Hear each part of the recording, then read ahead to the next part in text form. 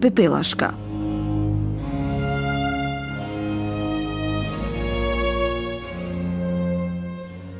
Си била некогаш една многу убава девојка, која живеела со своите 3 грди посестрини.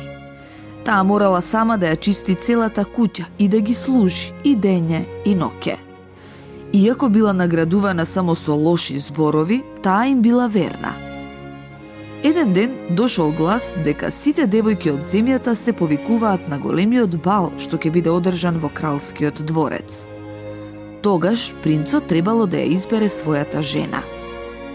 Сестрите биле восхитени и подготвиле нови фустани. Со часови седеле пред огледало, се шминкале и на крајот биле готови за тргнување. Пепелашка, ја викнале пред да излезат. Ние одиме на бал, а ти побрзај за да ја завршиш сета работа пред да се легнеш. И Пепелашка со задоволство би отишла на балот, но немала што да облече, а 3 посестрими не сакале ништо да ја подарат. Така таа со солзи во очите продолжила да работи во куќата. И јас со задоволство би отишла на бал, си помислила таа исполнета со тага.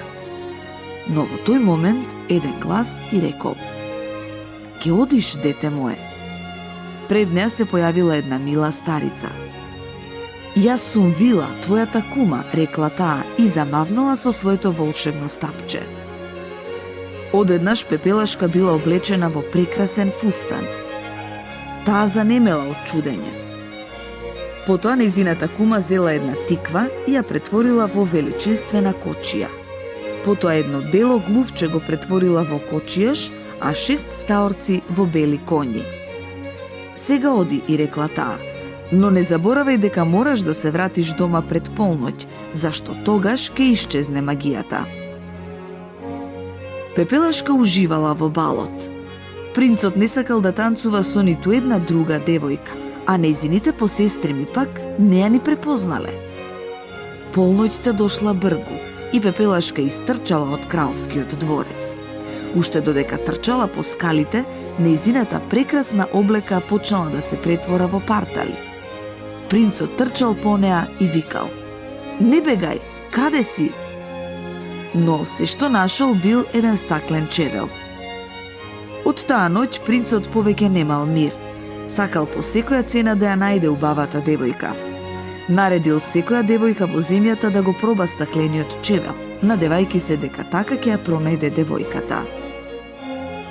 Слугите стаселе и до грдите сестри.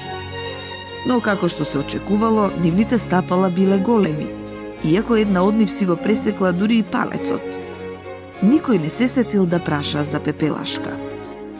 Но случајно принцот ја здогледал, па иако била валкана и облечена во партали, наредил и таа да го обуе чевелот. Чевелот совршено одговарал на ногата на Пепелашка, а принцот, среќен што ја пронашол, веднаш ја побарал за жена. Воодушевена, Пепелашка се согласила и тргнала со него во кралскиот дворец.